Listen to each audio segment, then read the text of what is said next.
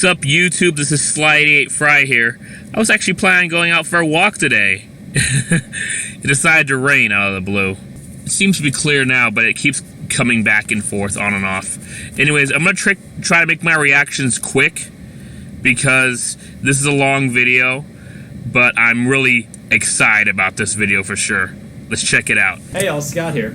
What'll it be? Mario Kart 8! This is a bar. Alright, so Mario Kart 7, it happened. There was nothing we can do about it. I never played that. I never owned that one. Played it a little bit though.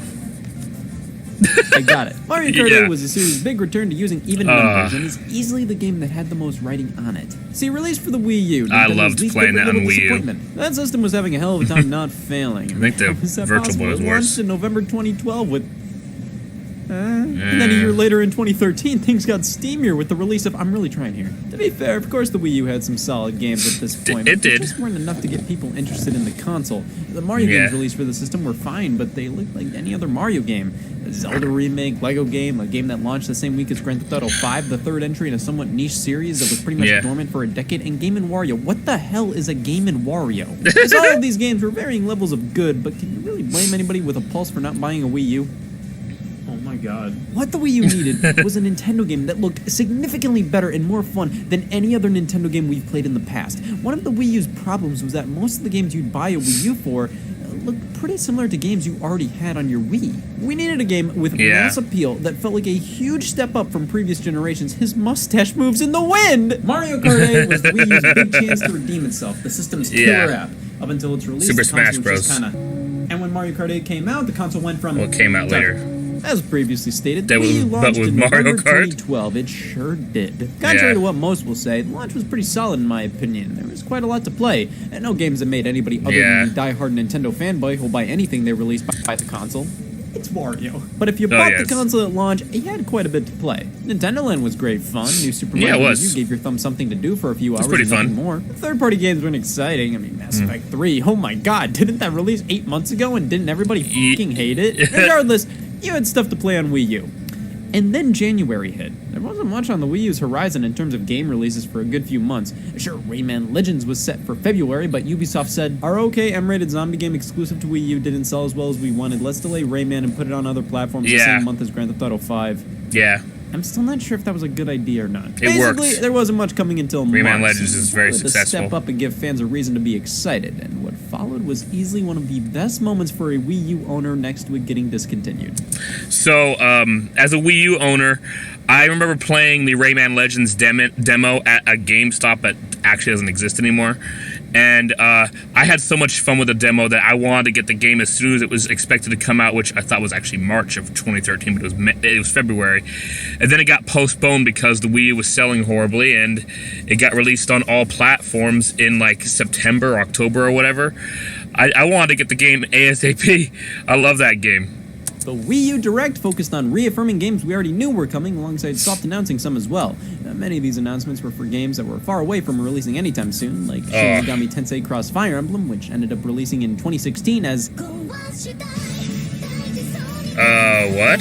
Not that. Yoshi's Woolly World looked quite a bit different and was simply called Yarn Yoshi at the time. The next Zelda title, later to be Breath of the Wild, was discussed, but the reveals for games happening that century happened to be a new 3D Mario game and a new Mario Kart. Now, nothing was really said or shown about these other than they'll be at E3 this year. Personally, I was more excited about the new 3D Mario game. I mean, these games can be so unbelievably amazing. They've defined their generations in gaming and set the standard for games to follow. But then there was Mario Kart, like I give a f***. Alright, let's be fair. An original 3D Mario was kind of what the Wii U needed to feel justified with its Bolt controller. Surely a 3D Mario would take advantage of it. I mean, the Nintendo 64 controller was made with Mario 64 in mind. E3 2013 arrived.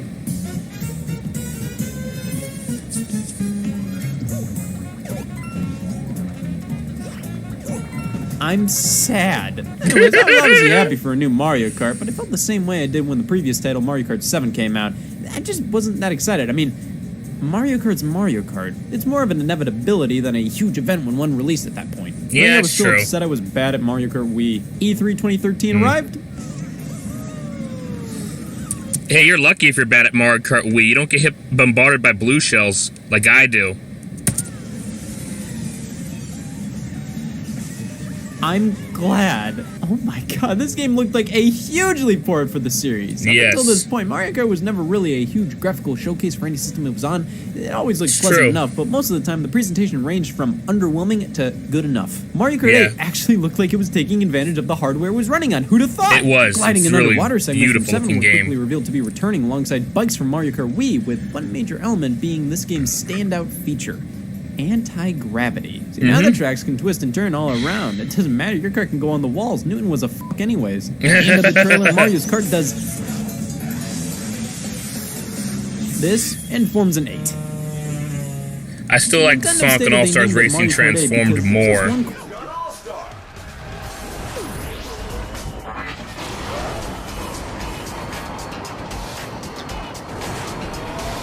Mario Kart TV was detailed, being a way to share replays of your races with others online, and the release date was...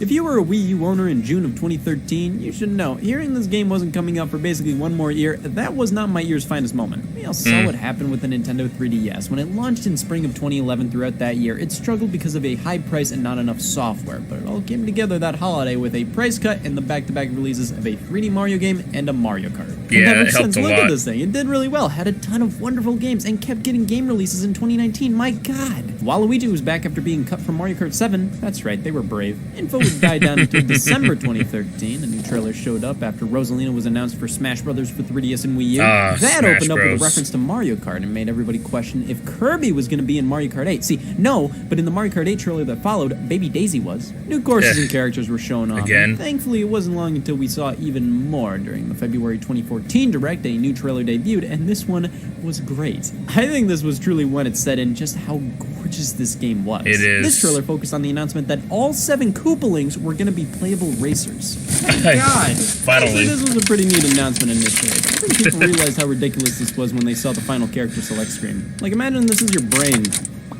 Jesus, man, 7 tumors? A little over a month later was when Nintendo was going into full press mode with this thing. April hit and they invited tons of game journalists to try out a nearly final version of the game, and alongside it, we got another new trailer showcasing more new tracks, characters, and weird that a Lakitu can be rescued by a Lakitu. The biggest aspect of Lakitu. this trailer was the reveal that Mario Kart 64's Rainbow Road was making a comeback, and it looked beautiful. That's the thing, Nintendo finally figured out what the hell they were doing with editing at this point. Does anybody remember Nintendo's official videos back in 2013? They couldn't figure out how to capture their own gameplay footage. This Mario Kart 8 trailer, they have this fun transition to the reveal of N64 Rainbow Road. They actually knew what they were doing. They knew how iconic that track was. It felt like they were proud of Mario Kart 8 and wanted to show it off. I'm glad they made it the one Mario Kart long 8 lap. Direct randomly popped up on YouTube. What could this be? A 30-minute comedy skit? I'm not complaining, it was just a bit unnecessary. The final details on the game were debuted here 1 month before its release, such as the final new characters, tracks, and items, a Wii U console bundle, and an offer for Club Nintendo members. If you registered your game within the first 2 months, you could pick one of 4 games to download for free. I never understood this promotion. Wasn't every Wii U owner already gonna buy Mario Kart 8? Wouldn't it make more sense to do this promotion with, like, Bayonetta 2? Oh, well, I got myself Pikmin 3 for buying Mario Kart 8. Nintendo forcibly gave me a game for free for buying a game where I would have bought both of them separately for full price. The nerve of them. And that was pretty much Mario Kart 8 up until its release on May 30th. It was an exciting time. 2014 was truly the year the Wii U started to fully feel like a solid console, with Mario Kart and Smash Bros. Coming out later that year. I had a lot of fond memories of waiting for this game to come out, and watching all the previews and reviews I could, all during that perfect time of year in the spring where the weather is just right. And not only did it feel good outside, but we had this amazing looking game coming out as well. And I look back at the build-up and eventual release of this game with a lot of fondness. Of course, something I look forward to with every Mario Kart game is the battle mode, which weirdly enough, Nintendo wasn't detailing at all. Battle mode was terrible in this game up until its release, but you know, you can't really mess up battle mode that much. At its worst, it would probably be like Mario Kart Wii again, and even then, that was tolerable. It was just kind of not my favorite. So either way, let's take a look at the game that saved the Wii U. The game that justified the Wii U. The game. Here it is, Mario Kart 8, red case and all. Yep, goes wonderfully with the blue header and red spine and blue-white Nintendo. Let's talk. I understand why you gave a game like New Super Mario Bros. Wii a red case. I mean, the entire box art is red, including the spine. It was cute and it was a one-time thing, but if you're gonna go to the length of making the case red, why not go all the way and make other parts red like the Wii U header? At least the box art is fantastic. It feels very much like Mario Kart DS, but with actual color and stuff going on. Also, apparently, if you follow the logistics of where the racers are, Mario and Peach are supposedly going the wrong way on the track. Another Mario Kart tradition lives on. F***ing up the box art. You know, I could have picked up the Mario Kart 8 limited edition. It was only available at the Nintendo World Store in New York. Scratch that. Oh my God, 8-hour drive. That's what you call a limited edition, only available in one specific place. I'm in California, it'd be way longer than that. It was far more readily available in other countries. Want to know how I know that? Well, here's the European version of the same damn game, and here's the North American version. All they both come with is a damn shell. Well, if I can't own that stupid fucking thing, I guess the only thing I can do is play this stupid fucking thing. I like how it's a remix of the intro music from the original. And I haven't even done Kart. anything yet. This is a glorious moment, and my ears are digging every second of it. Mario Kart 8 features live recorded music, and it goes for this jazzy vibe, and it is incredible. Music in Mario Kart was never bad, but most of the games just kind of sounded the same. Like, here's the Mario Kart 7 title screen. Sounds like the Wii.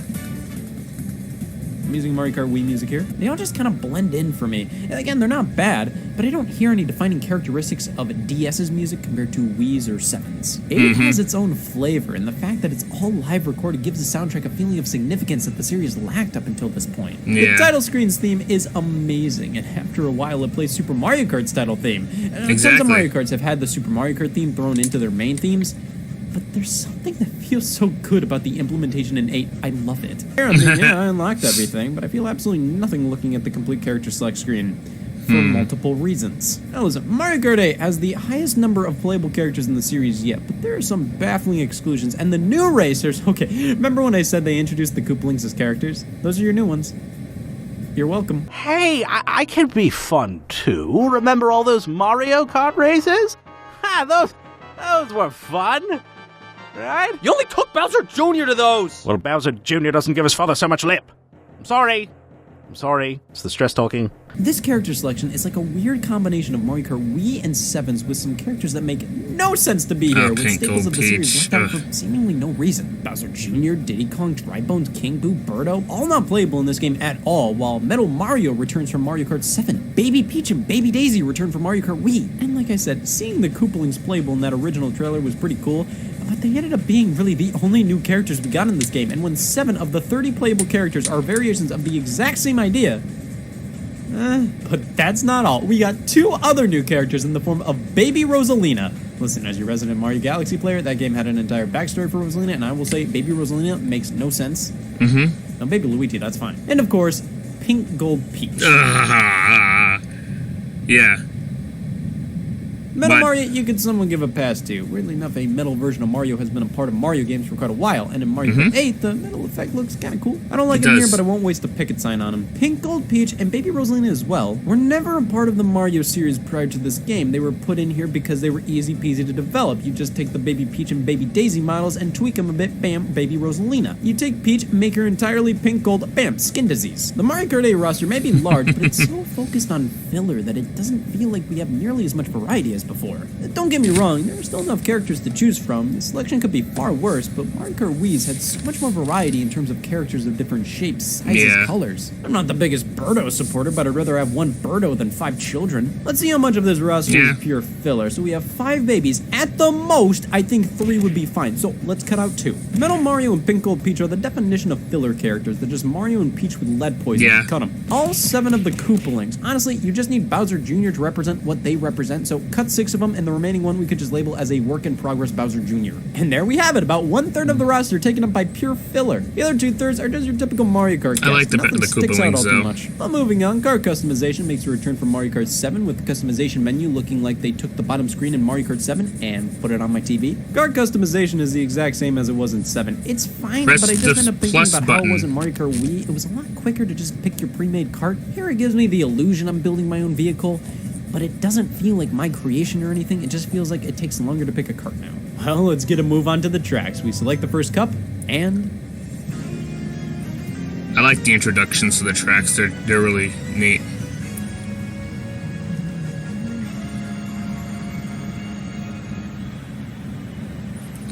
Favorite Mario Kart game, Mario Kart 8 on the Wii U. The hell? What?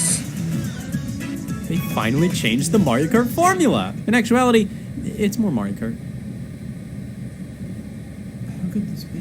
It's most similar feeling to Mario Kart 7. Nearly all features that game introduced make a return in 8, so hopefully it now makes sense why Mario Kart 7 isn't that appealing to go back to for me. It's basically a gimped Mario Kart 8. We've got gliding and underwater sections. The controls I've heard Mario Kart 7 is a lot of the greatest tracks in history, though. Who could? It's 5 letters. It's not that hard. The first-person view didn't return, though. Can we really call this a sequel? Now, considering this is a Wii U game, surely this game utilizes the Wii U's controller, right? You'd be surprised. Donkey Kong Country Tropical Freeze is a Wii U game.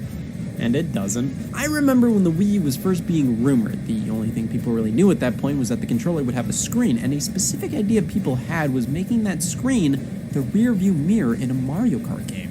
That would be hell. Imagine having to look up and down from the gamepad to the TV screen. God. Now, here they have some light touchscreen controls if you want to live that way. And during a race, it's a horn. I love that this controller single-handedly made the Wii U far more expensive than it had to be, and its biggest game's core use of it is a fucking horn. To be fair, we can toggle through different modes. Yeah. We can display what's on the TV and show off a map, which is handy.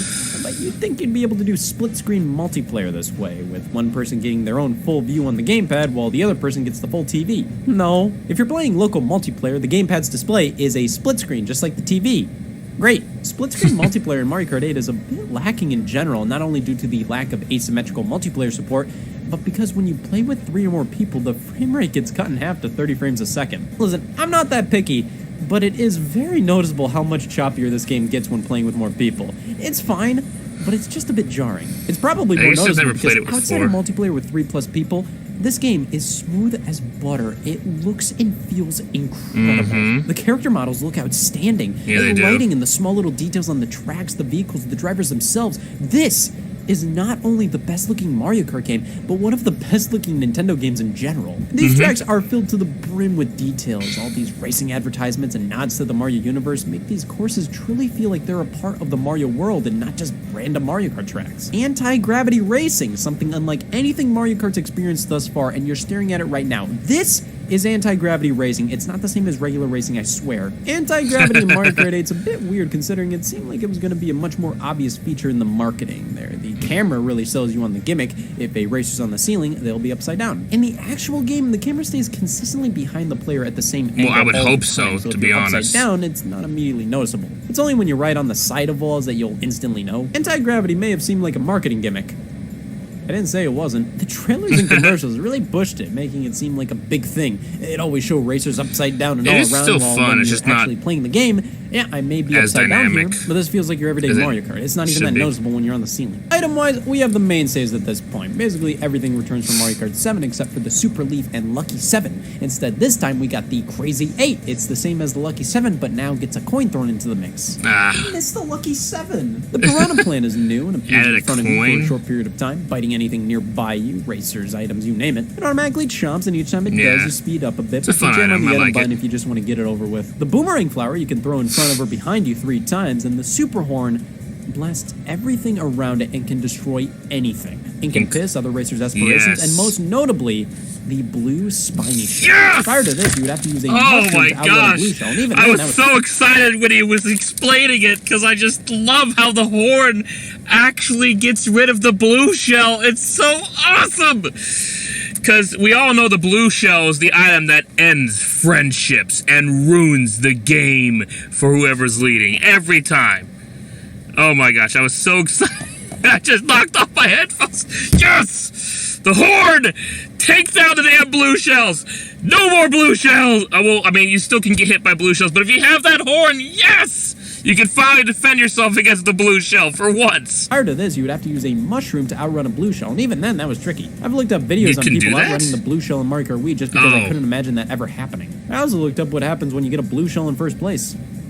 You hit yourself. This is an item that you always want on you in first place, and it's always a tough decision regarding whether or not to use it on a red shell that's about to hit you, for example, or wait for a blue shell to appear to use it on, because most of the time, if you end up securing a super horn, that means a blue shell is soon to follow. Overall, the new items are all okay. I don't mind the boomerang or piranha plant, but they just don't really leave much of an impression. I don't really feel that empowered when I get them, but the super horn is a very strategic weapon, and I love its inclusion because it ties into one of the biggest problems people had with Mario Kart 8 that I absolutely loved.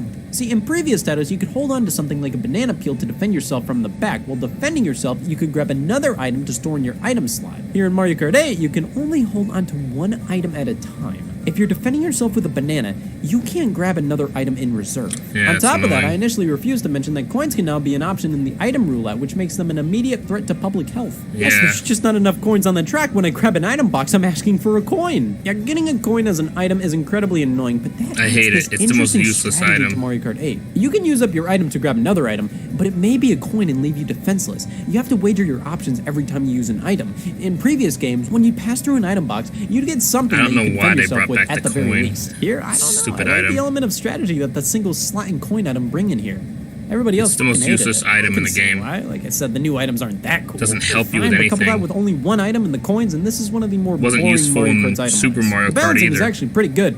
I mean, there were some times I got a crazy 8 in like 3rd place. I don't remember selling my soul for that. There's plenty of Mostly, coins on the track. This is one of the lesser bullshit Mario Karts. It feels much more fair. There's a very clear That I strategy to agree use with. the items. But That since I I agree recently with. played Mario Kart Wii, that is so obviously more frustrating with its item balancing, but my god, it was more interesting. Mario Kart 8's items feel too Yeah. bland. And when I look back at the garbage I put up with in Mario Kart Wii, I like kind of miss it in comparison. No, The balancing no, was so I don't. crazy that it made it fun in its own way. I'm not saying its balancing is completely boring. Like I said, I like the strategy involved with items now, but Mario Kart Double Dash and Wii felt more like what everybody expects out of Mario Kart. Craziness happening at every moment. With 8, I feel way more on autopilot with these items. Hold on to the banana until somebody throws a shell at it. Grab another item box. Pray it's not a coin. Son of a bitch. Grab another item box. Didn't I say I like the item setup in this game? Well, I still do, but I can really see why a lot of people didn't. But one thing I hope we can all agree on is how amazing literally all the tracks are in this Oh game. my god, they're I have to hand it to beautiful. them. They hit it out of the park. Every track is at the very least pretty damn good. They all Oh, have yeah. their own unique background music now, which weirdly enough is a first for Mario Kart. Every game had a couple of courses that shared music. That's Here, true. It's all unique and it's all sublime. Even the tracks that are pretty basic have this wonderful flair to them. And we have the tracks that are incredibly complicated and they're a joy to experience. I just love the selection in this one. Starting out in the Mushroom Cup, Mario Kart Stadium. I love the atmosphere here. It feels like I'm a superstar. Water Park is a really generic name for a water park that is very obviously themed after Wario. This is my favorite feature in Mario Kart 8. Drama. Sweet Sweet Canyon is all about donuts and the sort. It's a wild track to describe that makes you look f***ing insane if you try to. The donuts everywhere. Swamp Ruins is cool because there's a section here that utilizes anti-gravity gliding and underwater sections. Who knew Face Rock's own ruins? Hyrule Circuit, the Mobius yeah. strip the game's name is based off of. I never really think of this track for the figure 8 design. I usually remember it for trauma. Twisted Mansion, do you really think a haunted house would be scary when flooded? If I'm underwater, the last thing I'm freaking out over is a ghost. I love the rippling Yeah, floors good and the point, knights attacking actually. you at the end of this one. Sunshine Airport, this would not fly in real life, but it does make for a fantastic track. It's I do fun. wish I they love had a it. longer section inside the airport itself, but I can't really complain considering outside is probably way more interesting. Dolphin Yeah. Shoals is about jumping in and out of water, riding on an eel. Again, this is physically improbable. Electrodrome is the highlight course of the game. It's the most visually and musically appealing. Yeah, So this many one's colors cool. and lights with the music being synced up to the action, and it's followed up by Mount played this track. Wario. Oh. One big track, 3 sections. You start I from played a the point and you travel Electrodrome all throughout the time when I ski played this resort to game the end, and online. the music adapts to People what segment always of the picked race it. you're on. This is it. This is the best cup in Mario Kart history. Oh, I gotta see what follows. Oh my god. Well, Glad Top Cruise is fantastic. I mean, it has a It is. Mario Galaxy remix as its Oh, I know, background it sounds music. so You could throw up in beautiful, my too. face to Mario Galaxy music, and I'd say that's a good Mario Kart track. Yeah. But then we move on to Bone Dry Dunes.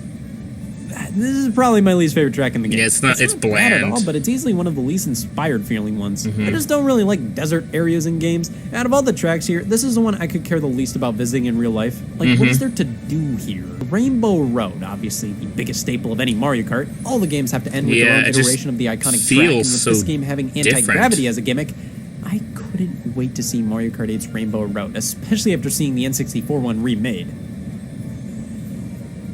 This is lame. It's not a bad track, it's just pretty basic, definitely in comparison to Mario Kart 7's. And a lot of it We go isn't on a Rainbow Road. That's a good start, and then we go into a space station, and then go into another Rainbow Road, and repeat. It's fine, but for how amazing all the other tracks are, it's shocking to me Rainbow Road with the anti-gravity mechanic is so basic in this game. Yeah, but it like I is. said, it's still a good track. I All of these agree. are. And that's just half the story, with the other 16 being the retro tracks. Obviously, these have been a feature in the series for quite a long time, but They most have. games, they felt like filler. More tracks to give you more content. It was nice to have them, sure, but you could almost always tell what was a retro track and what wasn't. In Mario Kart 8, they completely redid everything, and the retro tracks look just as new, if not newer, than the new tracks. added anti-gravity, remade all the music, even changed up some things aesthetically. Yeah. Like Moo Moo Meadows from Mario Kart Wii takes place during sunrise, and it's gorgeous now. I love the tracks they picked here.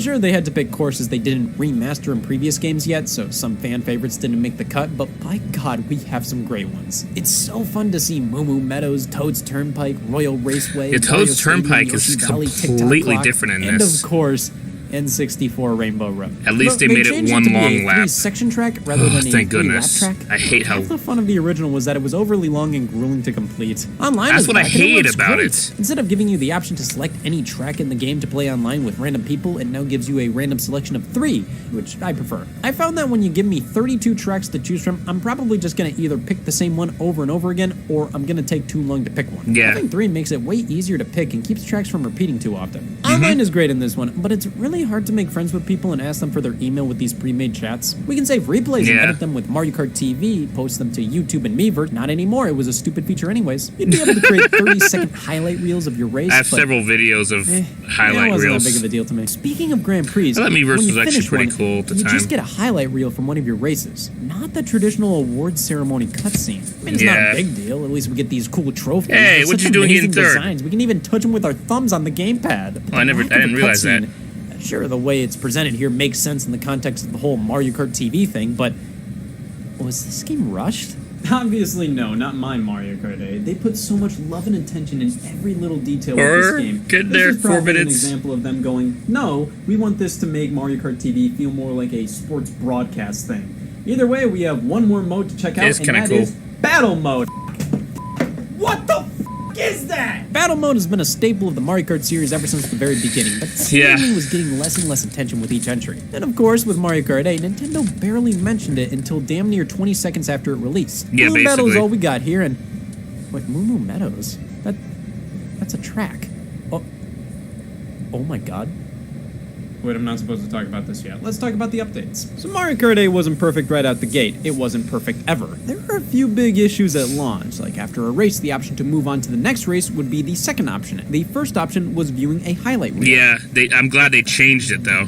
Also, the map wasn't available on the TV screen, you could only view it on the gamepad. Well, they fixed these via a free update in August of 2014 that arrived alongside Mercedes-Benz car parts. God, tell that to a dealership. What made you want a Mercedes? Well, it plays Roy Koopa a lot, and the GLA goes with his eyes. It was really weird to It's have kinda such cool, though, blatant I product think. placement in a Mario game, but I've only lost a couple nights of sleep because of it. But during I the thought it was summer of actually kinda neat. 2014, it was fully announced Mario Kart 8 would be getting paid DLC packs, both crossing over with various Nintendo IPs. You could pre-purchase the DLC Lots packs of for fun. $12 in total, or $8 separately, and it was an insane deal. 6 new characters, 16 new tracks, car parts, and for buying both, we got multicolored Shy Guys and Yoshi's. Yes! The DLC Pack 1 offers 2 new cups, the Egg Cup and the Triforce Cup, alongside Tanuki Mario and Cat Peach and Link. Guess which one's the most interesting? The tracks Obviously offered Link. across these are amazing. Yoshi Circuit from Double Dash is back, Excite Bike Arena is a tribute to Excite Bike, and it's so much fun, it's so many ramps Yeah, and areas to do it's tricks off and it's of. always Dragon different. Driftway is awesome, and Mute City was the most Nintendo's acknowledged F-Zero in years. Wario's Gold Mine from Wii and SNES Rainbow Road made a comeback. The retro tracks they brought back were a bit more interesting than some of the ones they picked for the base game, like Grumble Volcano. And some of these were already remade in older games, so it's nice to see they were willing to double dip a bit. Ice Ice Outpost is pretty lame, not bad, but not my first pick for anything. And Hyrule Circuit, a wonderful trip through the world of Zelda. DLC Pack 1 was awesome. It came at the perfect time for me, right when I was starting to get a little old on Mario Kart 8 in November, and bam, here are some amazing new tracks and things to spice it up. They also included amiibo support where you can unlock character outfits for your Mii. It's a dream come true. The DLC Pack 2 came in April of 2015, and it was a bit lame for me. The tracks didn't wow me in this pack all too much. A Baby Park from Double Dash came back, which was nice. A Cheese Land from GBA. I was happy to see them make an actual course out of these GBA tracks, but it's not really anything that stands out to me. A Wild Woods, it felt like a lesser Maple Treeway from Mario Kart Wii to me. And Animal Crossing, nice name. It's a fun course. The type of season is randomly decided, so it stays pretty fresh. But then there's a Neo Bowser City from Mario Kart 7. This just wasn't interesting enough to warrant bringing back. Ribbon Road from GBA is a pretty cool one, though. Yes, It's in a kid's room Ribbon and has a Road. lot of fun details. Super Bell Subway is okay, and we have another F-Zero track. I'm not complaining, but I can if I want to. Just make a new F-Zero, Nintendo. I'm a Nintendo fan. That's a no kidding. Make a new F-Zero. Of course, Villager and Isabelle from Animal Crossing became playable alongside Dry Bowser. Thank God he's back. So the DLC rounded out Mario Kart 8 quite well. But we have more tracks than ever with a better character selection. It's cool to see Nintendo willing to do more crossover content with Mario Kart, but that was far from the biggest story here. They added 200cc to the game Still haven't tried that yet. Pack 2 as a free update. My God, it was too fast. I remember this was a pain to get a hold of originally. You had to do a lot more braking on corners while drifting, and most of these tracks were never designed for this kind of speed, but it was a cool little free update to a game that was already one of the best Mario Kart experiences, hands down. It's the best looking Mario Kart, the best sounding Mario Kart, the best controlling Mario Kart, with the best tracks in the series, hands down. I'm a bit bummed out by the lack of things to do in the game outside of racing. Like, basically, play the Grand Prix and play online. That's all you can really do. But when it comes down to it, Mario Kart 8 was the definitive Mario Kart experience at the time of its release. It was. But they just had to fuck up the battle mode. They just had to do it. They didn't put any battle tracks in here. They just used existing ones. Okay, that's already lame. But they couldn't have even been bothered to alter the tracks just a bit to make them more suitable for battle mode. They're terrible. They're so big and designed to loop around. They aren't small, closed-in arenas like battle tracks should be. And out of all the tracks to choose, why Toad's Turnpike? Why Yoshi Valley? Why Toad Harbor? And when you die in battle mode, you come back as a ghost and can still hurt the other players. That's not fair. What the hell were they doing with this mode? It's ridiculous. I almost would have preferred if they just didn't bring the mode back, or at the very least, if they just remastered old battle stages and nothing more. That would have been okay. But no, instead, this is the worst mode in any Mario Kart game. And it used to be my favorite Nintendo. What is wrong with you?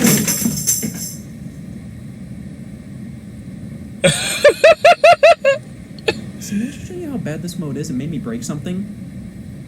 But I still did that out of anger towards Nintendo. What the fuck am I doing? That was awesome. I really am happy I saw that video. That was incredible. Thank you once again, Scott the Wise. I pretty much almost agree with him entirely on Mario Kart 8. I think it is the best Mario Kart experience there is. Although, I think the most complete Mario Kart game probably is Mario Kart DS. I mean, that's the only one with the mission mode, and it was just such a refined game and just so good. But Mario Kart 8, I mean, they had so much right. The problem was that battle mode. Like, I remember trying it with a former friend of mine at the time, and we hated it. Like, that was actually, battle mode was something we used to love playing in the previous Mario Karts, whether it was Mario Kart 64, Mario Kart Double Dash. We didn't do it much in Mario Kart Wii, actually, but, yeah, we loved it in both Mario Kart 64 and Mario Kart Double Dash. And then in Mario Kart 8, it's just the racetracks. You can't battle on racetracks. That just doesn't make any sense.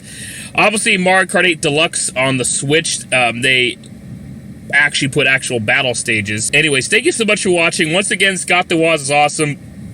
Be sure to check out his other Mario Kart videos. He's actually done all of them now. He did Mario Karts 1 through 7. I believe he talked about the arcades. I don't remember, unless I'm thinking of Nathaniel Bandy. I don't know whether he'll talk about Mario Kart 8 Deluxe or not. I mean, if he does, there wouldn't be that much to say. It's the same game as Mario Kart 8, just with some new stuff.